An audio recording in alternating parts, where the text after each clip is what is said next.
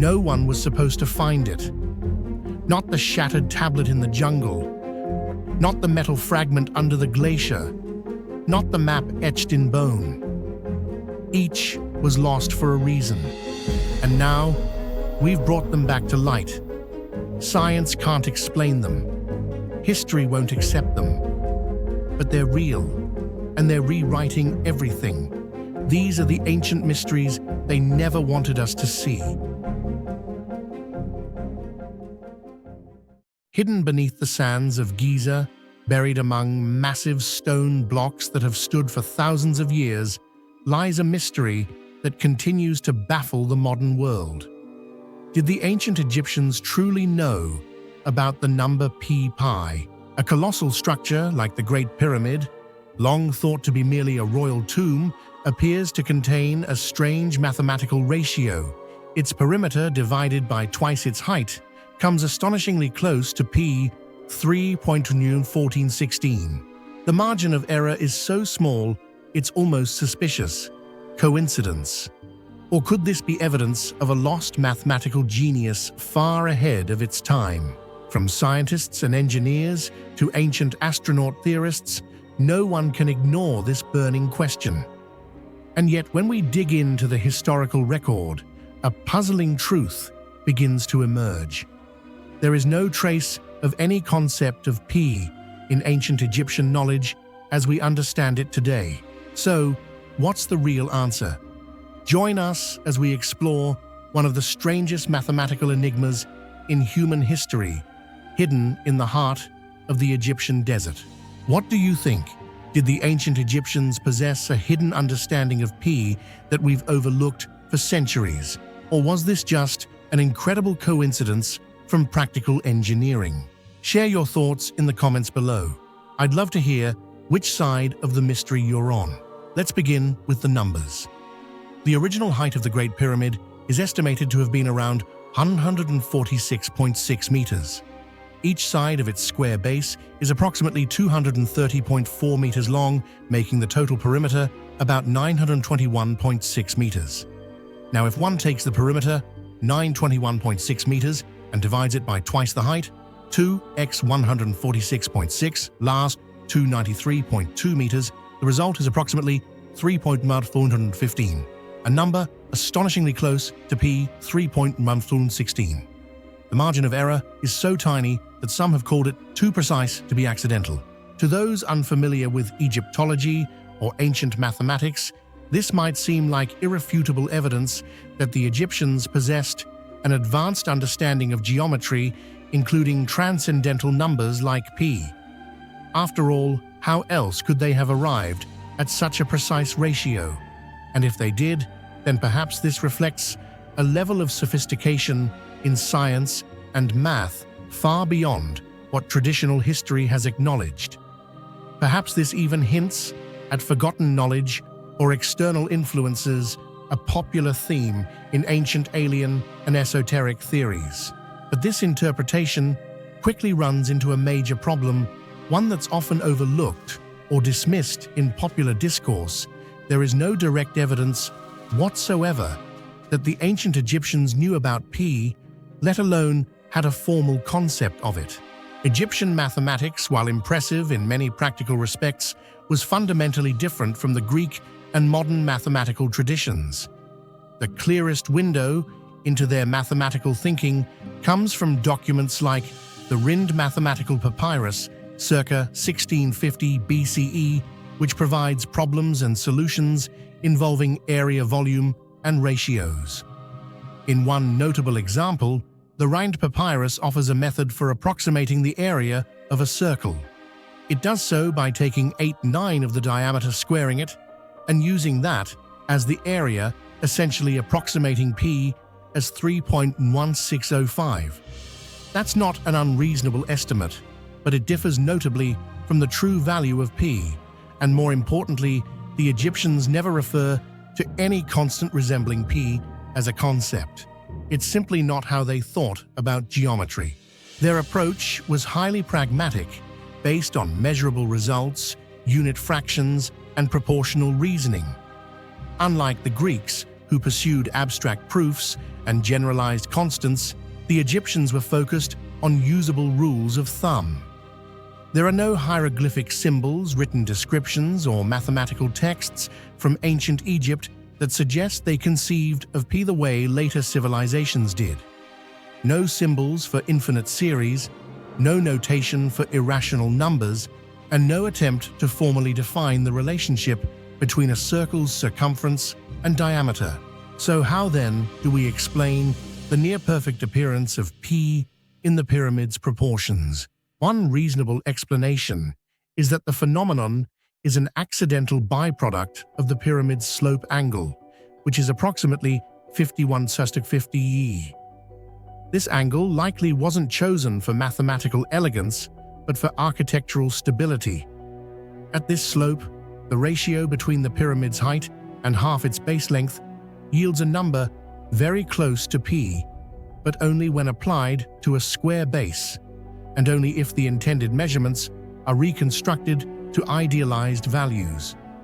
Ancient builders may have used simple rules of thumb, or tools like ropes and sight lines to achieve their dimensions without understanding the underlying geometry in abstract terms. What's more, even if Egyptian architects had noticed this numerical alignment, it doesn't necessarily imply they recognized it as something exceptional. In a culture that measured the world in cubits and dealt with triangles more than circles, the appearance of P in a four-sided pyramid with sharply inclined faces would not have held the same mathematical or symbolic significance it does for us today. This leads us to a crucial distinction. Modern observers are seeing P because they are looking for it. They are applying modern mathematical frameworks to ancient structures and finding matches, some of which may be coincidental. This kind of reasoning is known as retrofitting selectively, highlighting data points that confirm a hypothesis while ignoring or minimizing those that do not. It's the same principle that drives many numerological or conspiracy-based interpretations of ancient monuments. Moreover, measurements of the pyramid vary slightly depending on how erosion missing casing stones and construction irregularities are accounted for. Some estimates produce values that deviate more from P than others. This variability suggests that precision in alignment to P is more illusory than real, especially considering the tools and methods available at the time. Still, the allure of P at Giza refuses to fade. For some, it fits neatly into a broader pattern of supposed ancient knowledge encoded into megalithic architecture links to the golden ratio F astronomical alignments and even the speed of light. Since the pyramid's latitude 29.979245 feet degree intriguingly matches the speed of light in meters per second, 299,792,458 ms. Yet this too is deeply problematic. Latitude is a human-defined coordinate system, and meters per second is a modern unit. To believe that the ancient Egyptians designed the pyramid to encode such data requires the assumption that they had foreknowledge of concepts developed thousands of years later. Although the ratio between the Great Pyramid's perimeter and height closely resembles P, there's no historical evidence that the ancient Egyptians intentionally encoded it into the structure. It may simply be an accidental result of practical architectural design or a modern projection of meaning onto ancient choices. This doesn't diminish the greatness of the pyramid. It remains a testament to human ingenuity and ancient engineering. Perhaps the most extraordinary thing isn't a hidden mathematical code, but the fact that they achieved the impossible using only ropestone and determined minds. In the quiet depths of American archaeological lore lies an artifact that has perplexed researchers, historians, and curious minds for over 150 years: the Lake Winnipesaukee Mystery Stone. Discovered in 1872 near the shores of Lake Winnipesaukee in New Hampshire, this small, unassuming stone egg has ignited debates about ancient craftsmanship, unexplained technologies, and symbolic meanings that defy conventional interpretation. At first glance, it appears to be a finely polished black stone oval in shape and about 4 inches in length, yet every detail about it whispers mystery.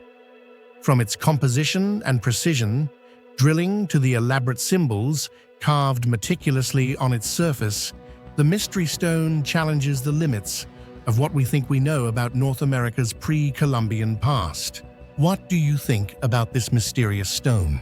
Could it be evidence of a lost civilization, an ancient ceremonial gift, or simply an elaborate 19th century hoax? Share your thoughts in the comments below.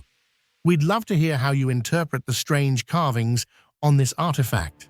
The mystery stone is made of a hard, fine-grained quartzite or black ignimbrite materials not typically associated with rudimentary tools or ceremonial artifacts of the indigenous cultures in the region. What makes the artifact even more perplexing is the level of precision with which it was crafted. It is perfectly symmetrical, smoothly polished to a dark sheen, and features an exact, cleanly drilled hole that passes through its long axis. That hole, measuring just under 0.4 inches in diameter, is particularly astonishing. Both ends of the hole are beveled, suggesting it was drilled from each side with considerable care. Experts have noted that the smoothness of the interior suggests mechanical drilling, something that shouldn't have been available to the region's native inhabitants in pre-industrial times. How then was it made? No conclusive answer has ever emerged. Some suggest it may be a hoax fabricated with 19th century tools to appear older than it is. Others believe it is a surviving relic from an unknown or lost culture. Either way, its craftsmanship alone makes it one of the most puzzling finds in American archaeology. But beyond its polished surface and mechanical precision lies the most enigmatic feature of all its carvings. These are not random scratches or simple decorations. Instead, the stone surface features a series of deeply engraved symbols that suggest deliberate meaning, symbols that do not match the stylistic or spiritual traditions of any known indigenous North American tribe. One side of the stone features what appears to be a human face.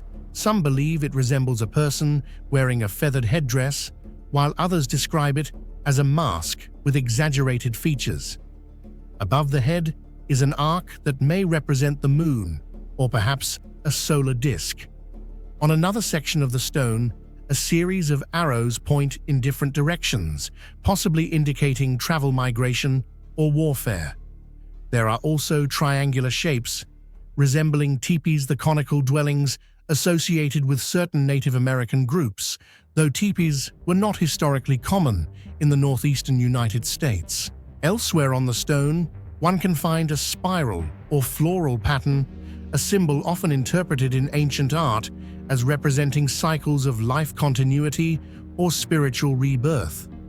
Some researchers have compared it to motifs found in petroglyphs of the American Southwest or even ancient European carvings.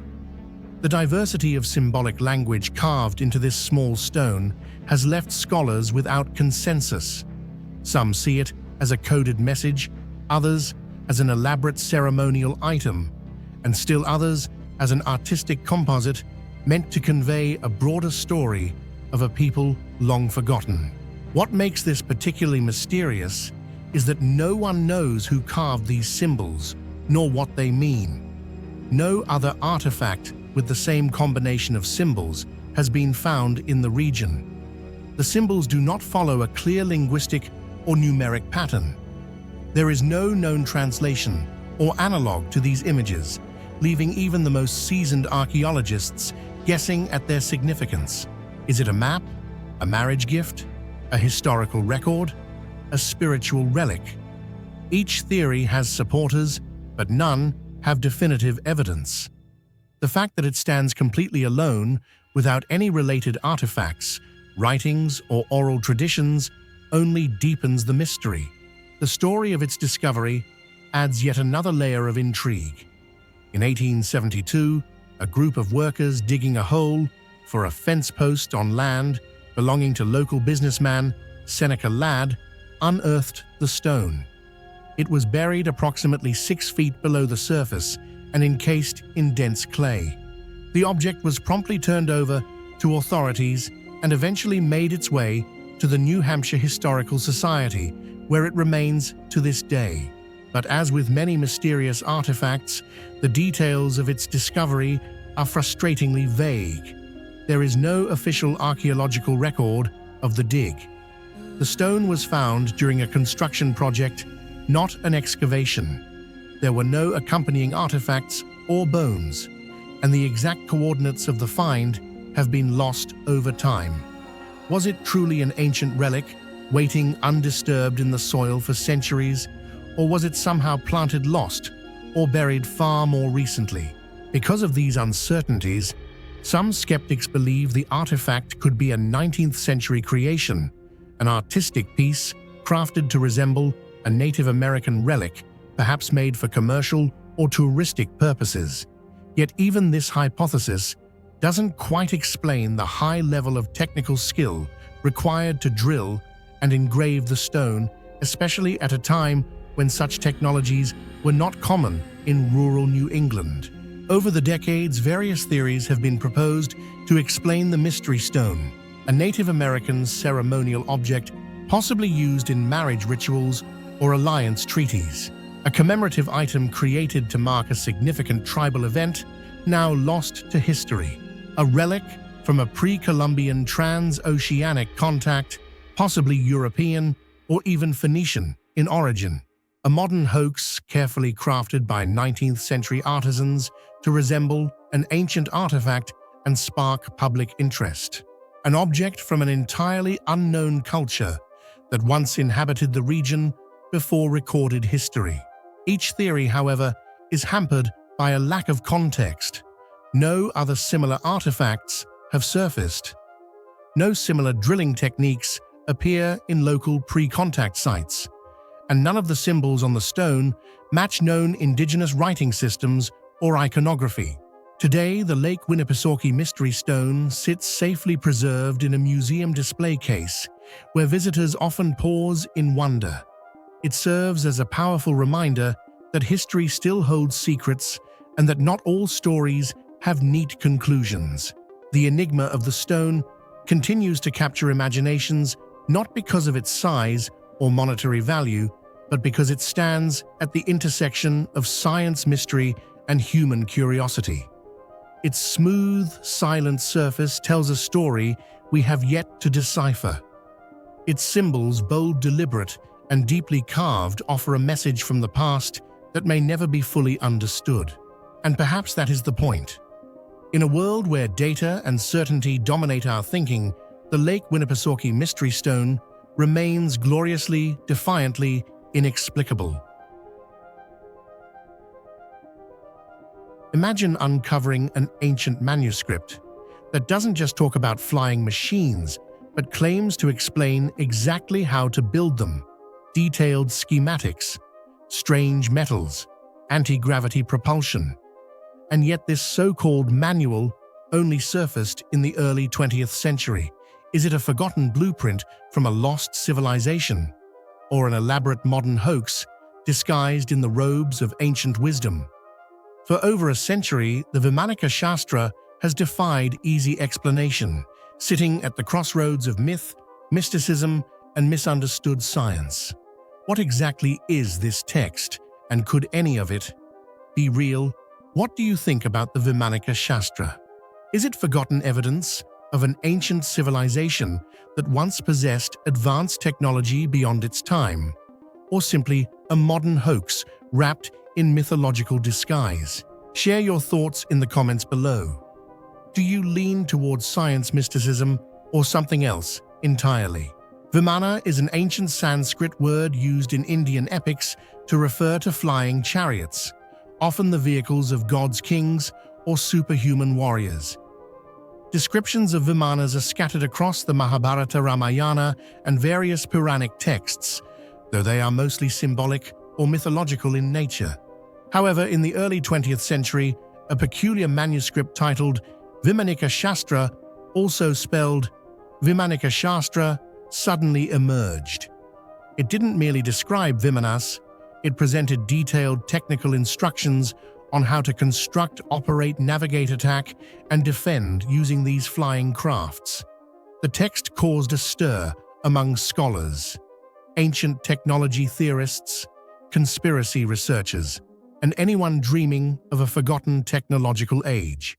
The Vimanika Shastra was first introduced in 1918 by Indian scholar Pandit Subbaraya Shastri, who claimed he did not write the text, but merely transcribed it as it was revealed to him by ancient sages through psychic channeling. He saw himself as a medium receiving knowledge from a higher intelligence of the distant past. This claim split the academic community. Some viewed it as a case of modern mysticism, while others were intrigued by the unexpectedly detailed technical information. The manuscript was later compiled and edited by G.R. Josier and officially published in 1952 under the full title Brihad Vimana Shastra, including illustrations, technical schematics, and dozens of chapters on ancient aviation. The technical descriptions of these so-called ancient flying machines in the Vimanika Shastra are perhaps the most fascinating and most controversial aspect of the entire text. The document doesn't merely name the flying crafts known as Vimanas, but goes even further, offering detailed explanations of their structure, materials, engines, weapon systems, and control mechanisms. According to the text, at least 4 major types of Vimanas are described: Shakuna Vimana, bird-shaped craft; Sundara, Vimana luxury craft; Rukma, Vimana disc-shaped craft; and most notably, Tripura Vimana, a 3-tiered vehicle said to be capable of flying through the air, moving on land, and even submerging underwater. If true, this wouldn't just represent advanced technology, it would suggest something far beyond the known limits of ancient human imagination. However the deeper one dives into the details, the stranger and more illogical these technical claims become.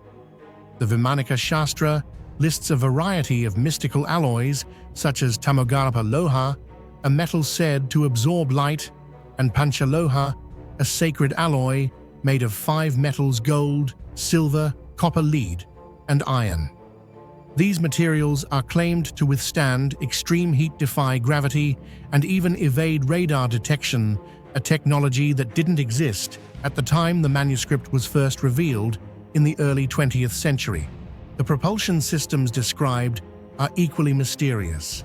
The text speaks of herbal-based fuels mixed with mercury and a special kind of oil, as well as gyroscopic engines, generating thrust through centrifugal force. Some passages even mention devices that convert sunlight into propulsion, sounding like something straight out of modern-day science fiction.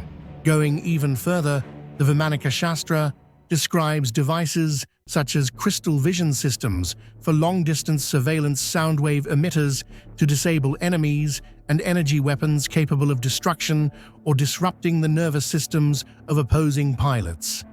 Even more remarkably, the text includes instructions for cloaking devices, atmospheric pressure regulators to avoid detection, and a reverse gravity landing mechanism, concepts far beyond the scope of contemporary aeronautical science when the document first appeared.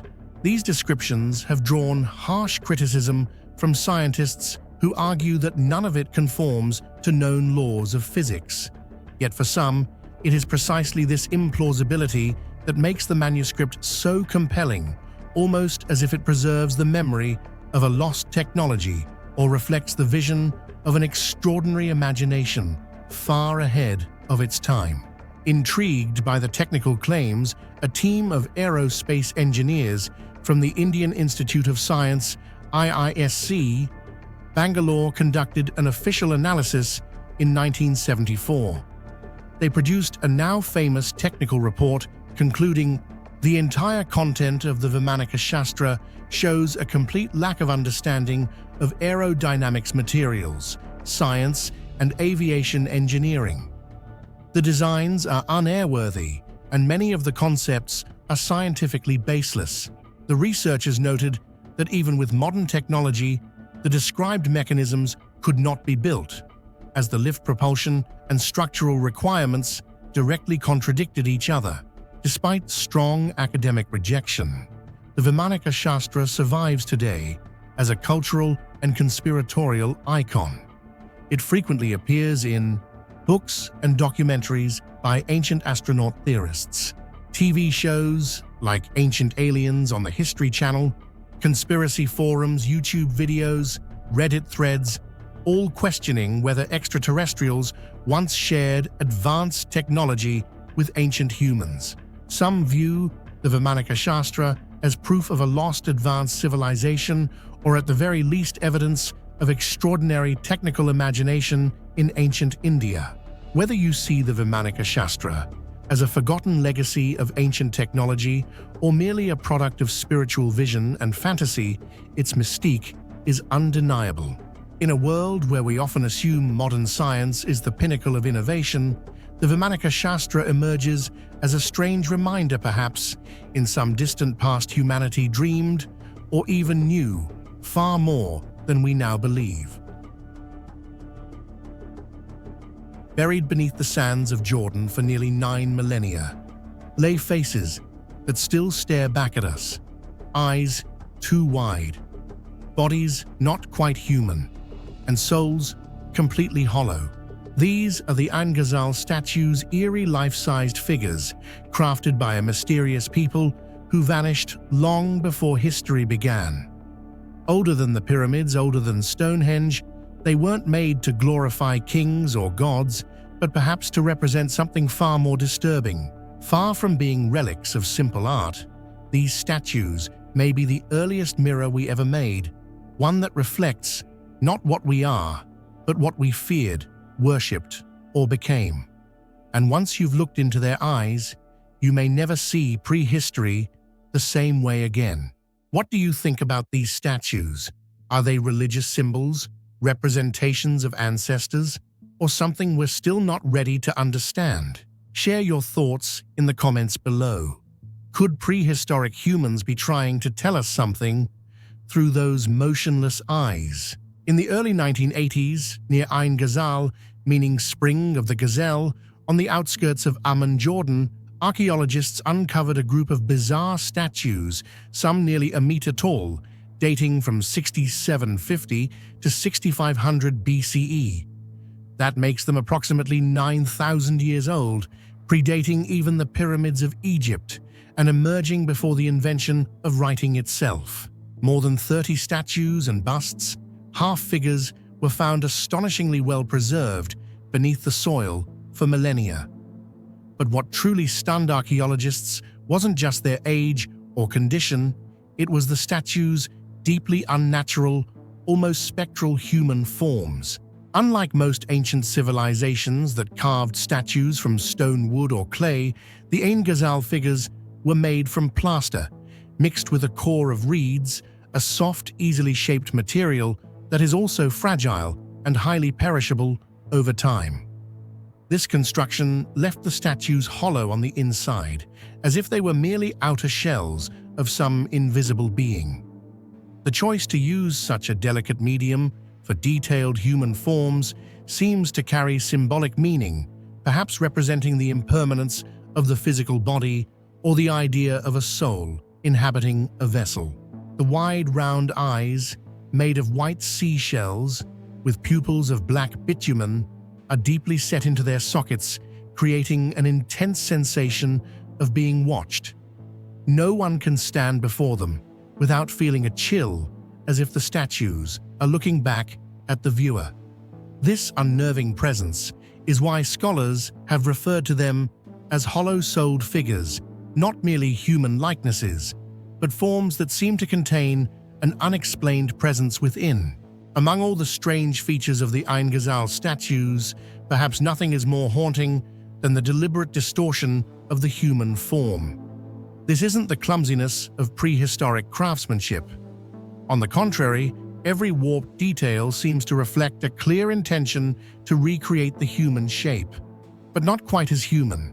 The first thing that strikes the eye is the unnatural proportions. Oversized heads sit atop small, fragile bodies with elongated, skinny necks and limbs so slender they barely show joints, evoking a sense of fragility and unreality. Some statues even lack fingers or toes, as if the entity they depict is unfinished or doesn't fully belong to the physical world. Their faces are eerily emotionless, perfectly straight noses, mouths reduced to a mere slash or absent entirely. Most unsettling are their massively exaggerated eyes, wide and round, staring forward as if trying to pierce through the viewer. With white seashells embedded for the sclera and black bitumen for pupils, these eyes seem to hold a consciousness of their own, not just a gaze, but a form of observation from somewhere beyond.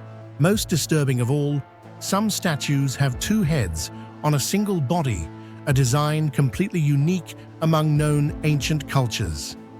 This has led scholars to propose various theories. Could it represent two souls inhabiting one body, or perhaps a being beyond human comprehension? Something multidimensional. Taken together, these features create a deeply unsettling impression, one that is familiar yet alien. Familiar because they mimic human form. Alien because they break every biological rule. Ain Ghazal has not merely given us statues, they have left behind entities frozen at the boundary between human and non-human, an enduring presence that even after thousands of years still seems to be watching us. What puzzles archaeologists is not just the strange appearance of the Ain Ghazal statues, but a deeper question: why would an early agricultural community devote such effort to crafting these distorted, unnatural human figures? Were they simply primitive art, or part of a spiritual system that was never recorded in writing? Many scholars suggest that these statues could have been representations of ancestors, but not in a realistic sense. They may have embodied souls, an abstract concept, rather than concrete individuals. Others believe they might depict ancient deities, now forgotten, whose supernatural qualities were reflected in their warped, non-human forms. Another compelling theory is that these statues served as ritual objects used in ceremonies to communicate with the spirit world, functioning as vessels for souls or otherworldly entities. The two-headed statues in particular have led some to speculate about a belief in dual spirits inhabiting a single body, a complex idea that defies modern logic. One of the strangest aspects of the Ain Ghazal statues is the way they were carefully and ceremoniously buried rather than abandoned or broken over time. Many were found lying on their sides, grouped together, or even placed upright, resembling the way humans bury their dead. This suggests that these figures were not mere decorations or ritual offerings, but likely held a sacred role in the spiritual life of their community. The act of burying the statues may have marked the end of a spiritual cycle, or symbolized that a soul had completed its journey through the material world. It was a farewell offered to a presence both known and unknown, half human, half spirit, both familiar and deeply alien. There is no writing, no recorded myth, no accompanying artifacts to clearly explain their meaning. The Ain Ghazal statues are a silent message from a lost world, a society whose people viewed identity, humanity, and spirituality through lenses that we may never fully understand. Their survival over 9,000 years isn't due to their strength, but to the profound and irrational feeling they stir in those who encounter them. The sense that you are being watched, being judged by eyes that are not quite human, but unmistakably modeled on the human form. In the sun-scorched lands of southern Mesopotamia, long before the rise of Babylon or the Epic of Gilgamesh, there existed a people whose legacy has confounded archaeologists for generations. The Ubaid culture, often overshadowed by the later Sumerians, was among the first to build temples, canals, and permanent settlements in the cradle of civilization. But buried beneath the layers of time in the ruins of Eridu Tel Al-Ubaid and Ur lies something even more mysterious. Figurines, not just any figurines, but reptilian humanoids carefully shaped by human hands more than 7,000 years ago. These ancient artifacts are unlike anything else discovered from that era. They don't depict men or women in any recognizable form. Instead, they show bipedal beings with elongated skulls, narrow slitted eyes, sharp snouts, and scaly textures bearing an uncanny resemblance to lizards or perhaps something more alien. Some figurines are standing tall, arms crossed over their chests, wearing cloaks and robes with geometric patterns. Others are seated in ritualistic poses. One figure cradles a smaller infant-like creature in its arms as if mimicking the act of nursing.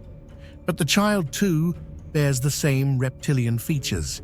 What were these figures meant to represent? That is the mystery. Because unlike other civilizations that left behind clay tablets, carvings, or murals to explain their beliefs, the Ubaid people gave us no context at all. No writing, no inscriptions, no symbols or accompanying artifacts to interpret their purpose. We are left only with form without meaning. And in the vacuum of explanation, questions rush in. Were these representations of God's spirits mythological beings, or something else entirely?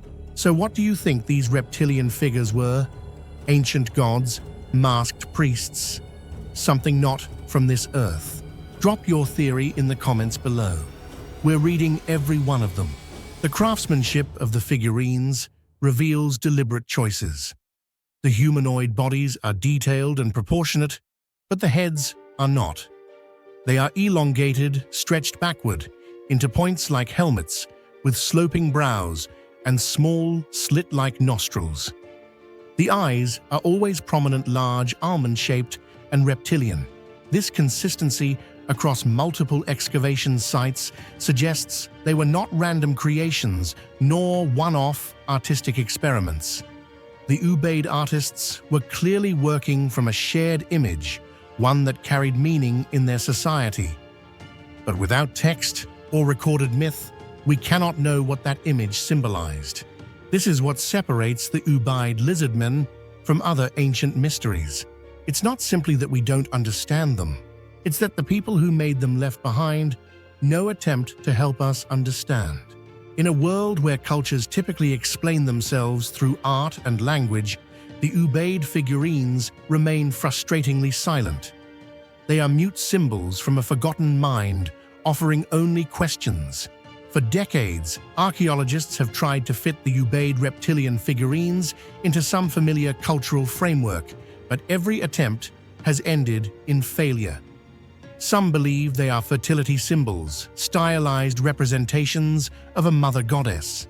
Others think they depict priests wearing ceremonial masks used in long-lost religious rituals.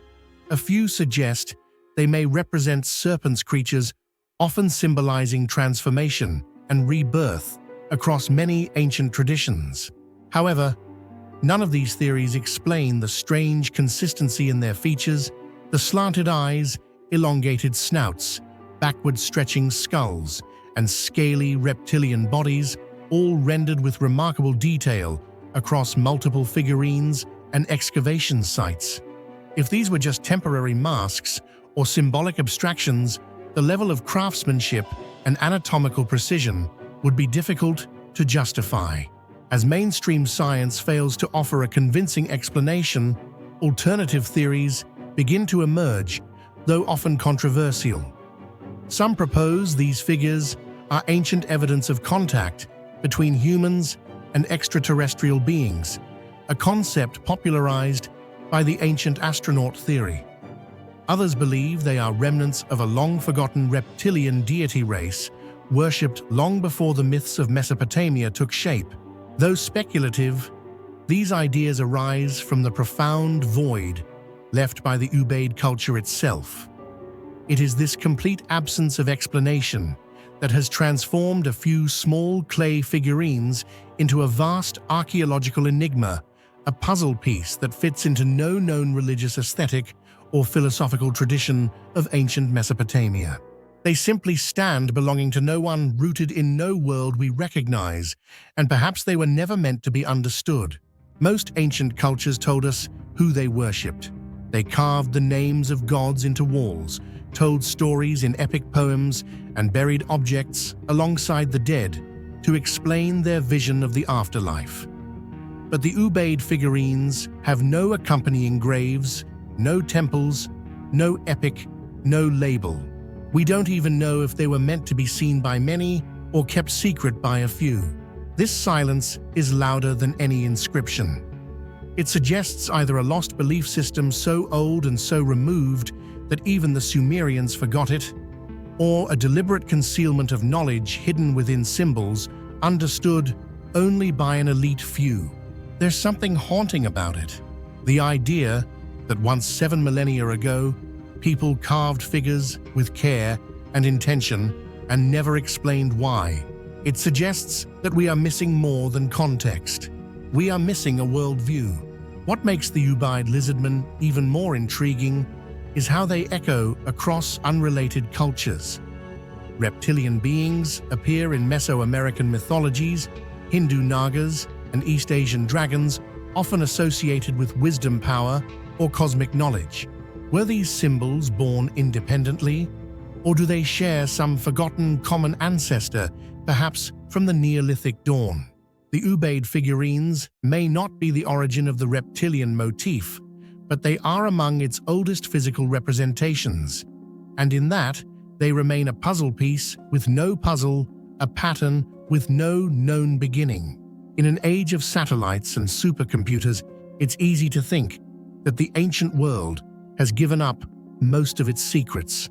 But then something like the Ubaid lizardman surfaces and reminds us how little we truly know. They force us to reconsider our assumptions that all early art is symbolic, that all religions leave clues, that all civilizations want to be understood. Because the Ubaid culture, at least in this instance, did not leave answers. Just a quiet, strange set of eyes watching us across 7,000 years, waiting. Hidden beneath the earth of a quiet Scottish hillside lies a secret so strange it defies everything we think we know about prehistoric people. At first glance, it's just a massive stone 13 meters long, half buried in mud. But look closer and you'll see something extraordinary. Over 90 mysterious symbols, spirals, rings, channels painstakingly carved into its surface thousands of years ago. They weren't random. They weren't decorative. Some believe they were a message. Others think it was a warning.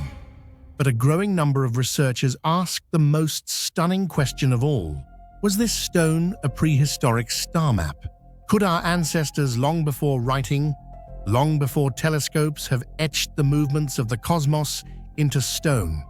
Could the Kokno stone be the oldest surviving map of the sky, created by a culture whose knowledge we've long underestimated? This is not just a rock. It might be a portal into a forgotten science, an ancient language of the stars, carved in stone and still unread. Let's uncover the mystery. What do you think these ancient symbols really represent? Were they mapping the sky, performing rituals, or trying to send a message across time? Drop your theory in the comments below. We'd love to hear how you interpret the Kokno stone. Across the stone's surface are more than 90 engravings, including concentric circles, cup-shaped depressions, connecting line spirals, and mysterious labyrinth-like patterns. At first glance, they may seem like simple or even random geometric figures, but upon closer study, many researchers have observed that they appear to follow a deliberate and ordered layout. Some symbols are disproportionately large and arranged symmetrically, with clusters of smaller shapes resembling points on a scaled diagram or map. This complexity and consistency have led scholars, especially those in the field of archaeoastronomy, to propose the theory that the Kokno stone may in fact be an ancient astronomical chart. The spirals and rings could represent planets' lunar phases or constellations. One theory suggests that these symbols depict the cycles and movements of celestial bodies as observed by prehistoric peoples. Remarkably, certain clusters of concentric circles resemble modern models of planetary orbits in our solar system.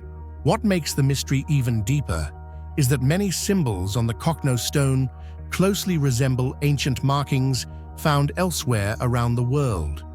Some spirals echo sun symbols from the Maya civilization, while concentric rings with central dots are reminiscent of planetary symbols in ancient Babylonian astronomy. While no direct link can be confirmed, these striking similarities have led some to speculate that ancient cultures may have shared a symbolic geometric language to record astronomical knowledge. The location of the stone also adds weight to this theory. The Kokno stone is situated near the horizon with an open view of the sky, ideal for observing celestial events like the rising and setting of the sun and moon. Some researchers have gone as far as comparing the stone's markings to past solar and lunar eclipses, uncovering curious alignments in angles and spatial orientation. While inconclusive, such findings add to the idea that the stone was not merely a ritual object or artwork, but could have served as a prehistoric mnemonic device for astronomical observations. Not all experts, however, accept the cosmic map theory. Some traditional archaeologists argue that the symbols are simply ritualistic or possibly markers of tribal authority, like a cultural monument from the Neolithic or early Bronze Age. Yet the sheer scale and complexity of the engravings challenge this assumption. If these were merely ritualistic, why such a massive stone? Why the repeated use of precise circular patterns arranged in lines or evenly spaced? Historical astronomers have pointed out, if prehistoric people lacked written language but had the ability to observe the sky, carving was likely their only method to record cycles and cosmic patterns. In this light, the Kokno stone becomes a kind of cosmic notebook written in images rather than text. Today, modern technology such as 3D laser scanning, infrared photography, and digital reconstruction has been used to capture the entire surface of the Kokno stone with high precision. This allows researchers to study its symbols without physical contact, important since the stone was reburied after a brief excavation in 2015 to protect it from environmental and human damage. It's possible that what the ancients were trying to convey wasn't a map of the sky in our modern sense, but a completely different way of experiencing the universe, a fusion of observation, belief, and spirituality. When we look at the spirals and labyrinths, we might see endless motion recurrence, a visual metaphor for time, cycles, life, and death.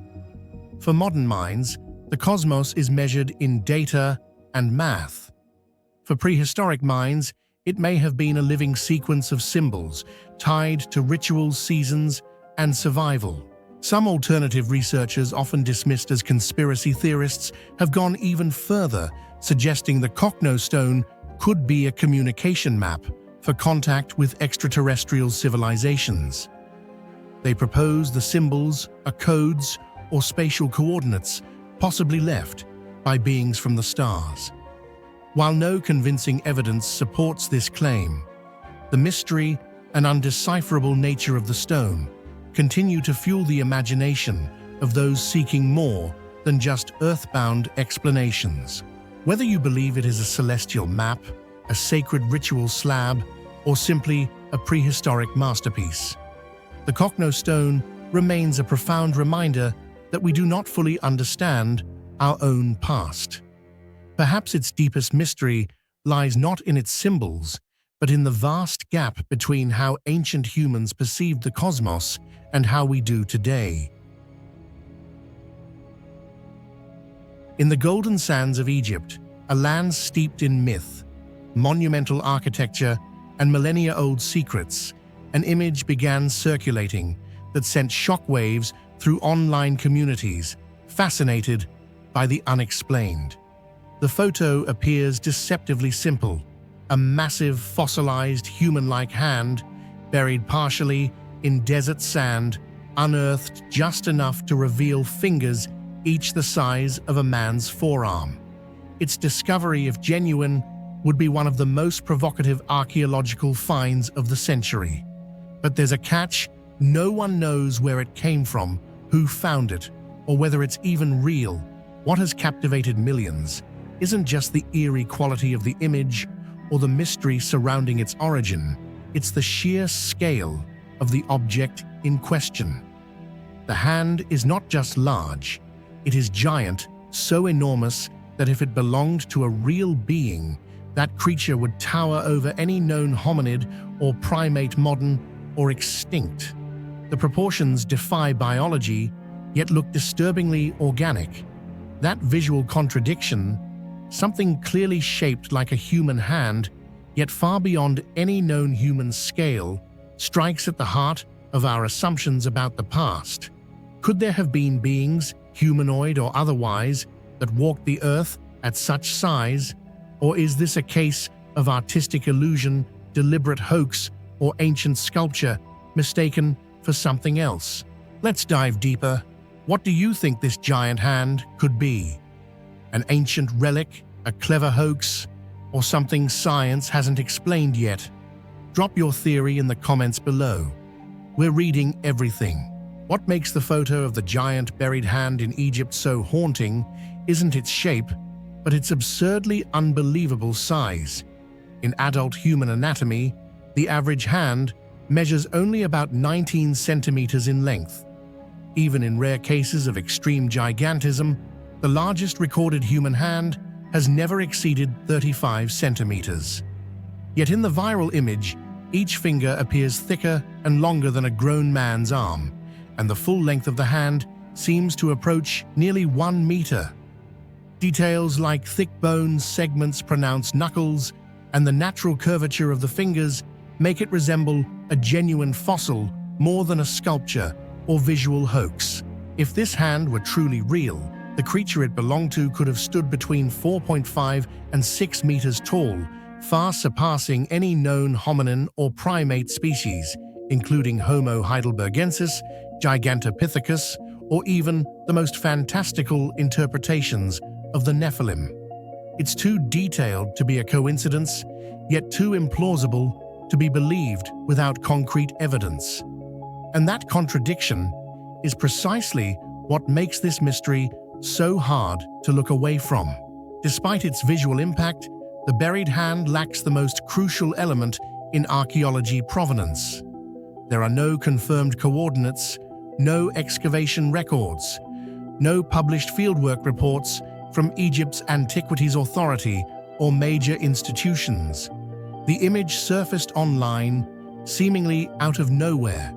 Some versions claim it was found near the Luxor Valley, others mention the Western Desert.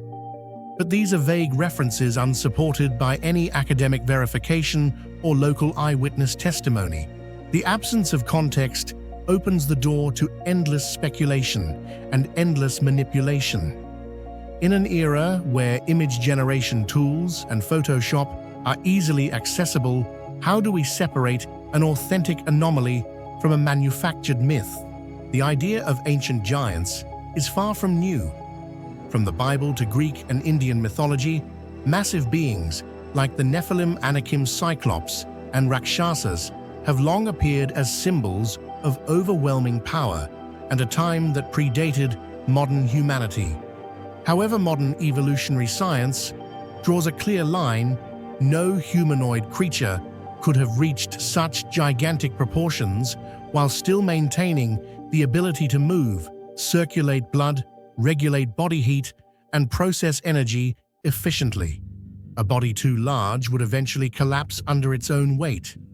To this day, no fossil evidence has ever confirmed the existence of true giants. And yet believers in this theory still ask the question, could history have left behind a single clue?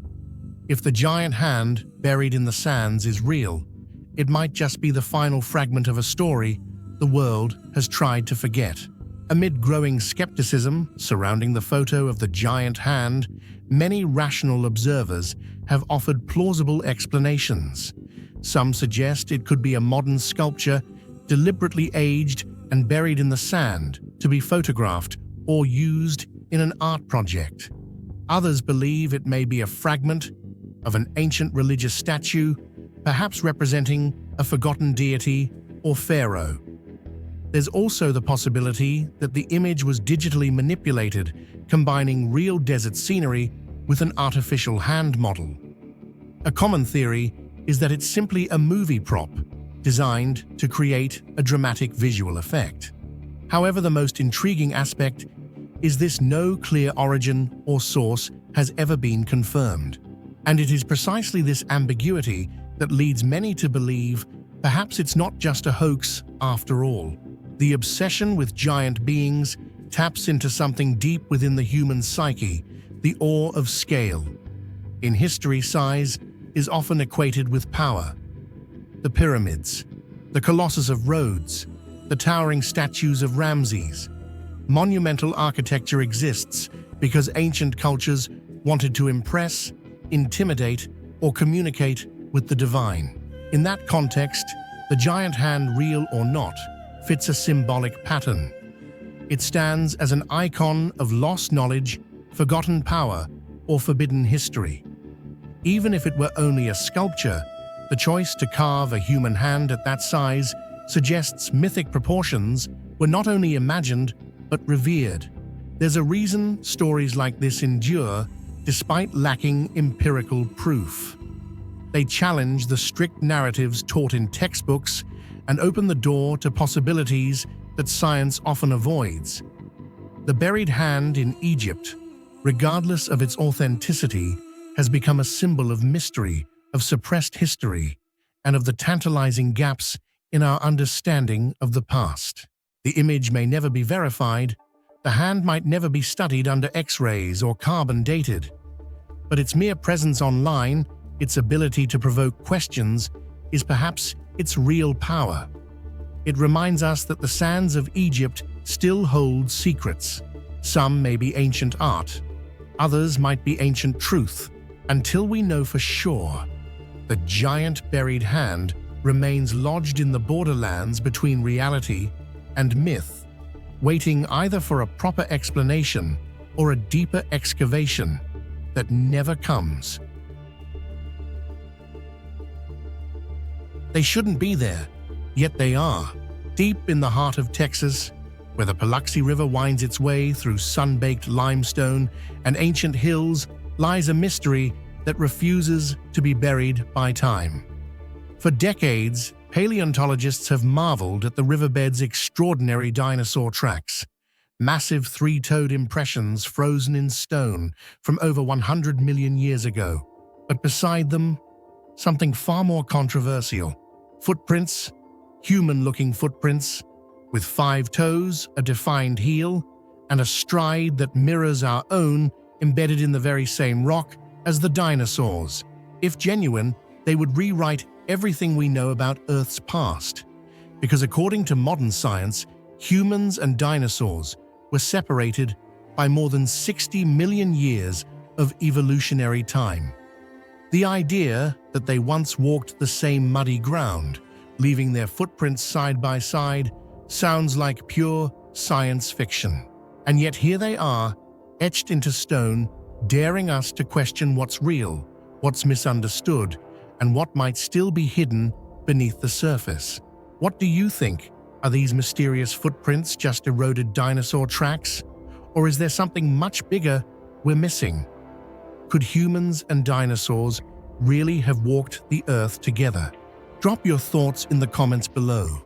We want to hear what you believe: science, mystery, or something in between.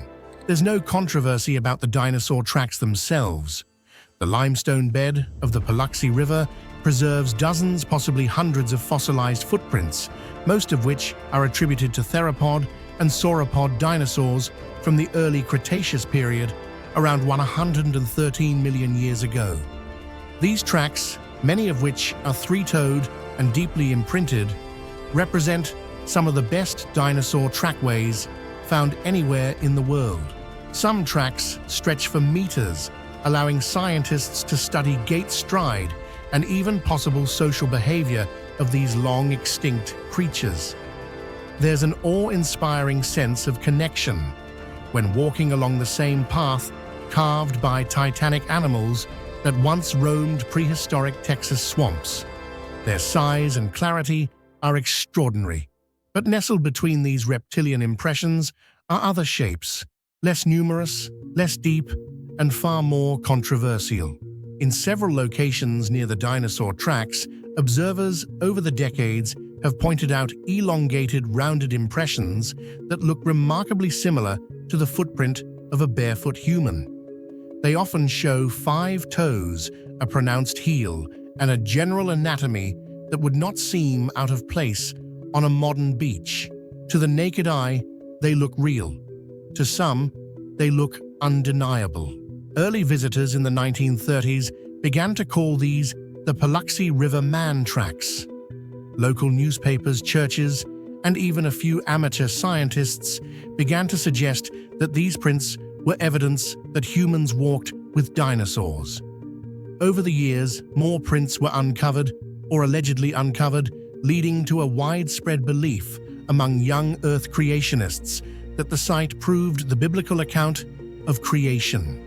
For those who believe that the Earth is only several thousand years old, the Paluxy footprints offer a tantalizing opportunity to refute evolutionary timelines.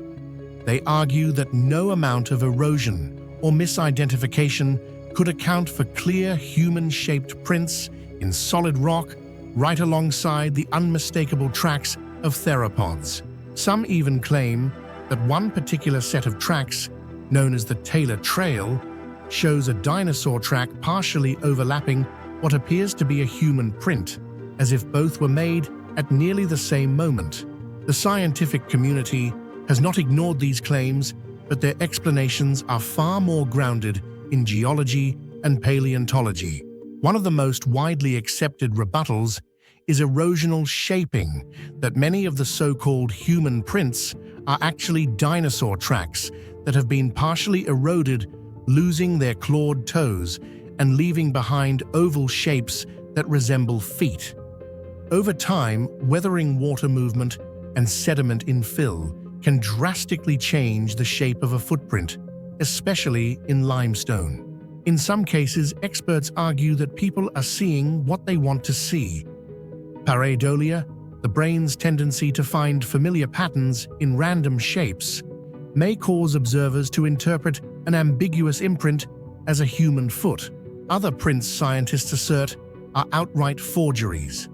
During the Great Depression, local residents allegedly carved footprints into limestone to sell as curiosities to tourists. Some of these fabricated prints found their way into museums and creationist literature before being exposed as hoaxes. The presence of tool marks and unnatural symmetry in certain prints supports the claim of human tampering. Dr. Ronald Hastings, a physicist and author who investigated the Paluxy prints, extensively concluded that while dinosaur tracks are authentic and scientifically valuable, there is no verifiable evidence of genuine human footprints at the site. Still, the mystery refuses to die. Creationist organizations such as the Institute for Creation Research, ICR, and Answers in Genesis have at times embraced the Paluxy tracks as proof that humans and dinosaurs coexisted. Although many leading creationists have since distanced themselves from the more dubious prints, the idea still circulates in books, documentaries, and internet forums. Supporters argue that mainstream science has a bias, a reluctance to consider evidence that challenges the evolutionary timeline. They claim that the dismissal of human prints at Paluxy reflects dogma rather than objectivity. For them, these prints are more than fossils. They are a message written in stone, telling an alternative story of Earth's history, one that includes a young planet, global catastrophes, and a much shorter timescale than accepted by conventional geology. Today, the Paluxy River tracks remain a popular destination. Dinosaur Valley State Park offers guided tours, educational displays, and a chance to literally walk where dinosaurs once tread. The so-called man tracks are no longer highlighted by the park, but they continue to inspire debate among visitors and online enthusiasts. What makes the story of the Paluxy River tracks so enduring is not just the scientific controversy, but the emotional and philosophical stakes it carries. If even one of the human-like footprints were proven genuine, it would demand a radical rethinking of history, biology, and even theology.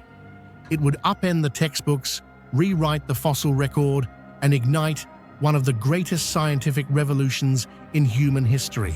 That's a heavy burden for a single footprint to carry, but it's a burden that keeps people returning to the river eyes, scanning the rock mines, open to the possibility that something impossible might be waiting beneath the surface. The fossilized footprints at the Paluxy River serve as a rare intersection between geology, religion, history, and belief.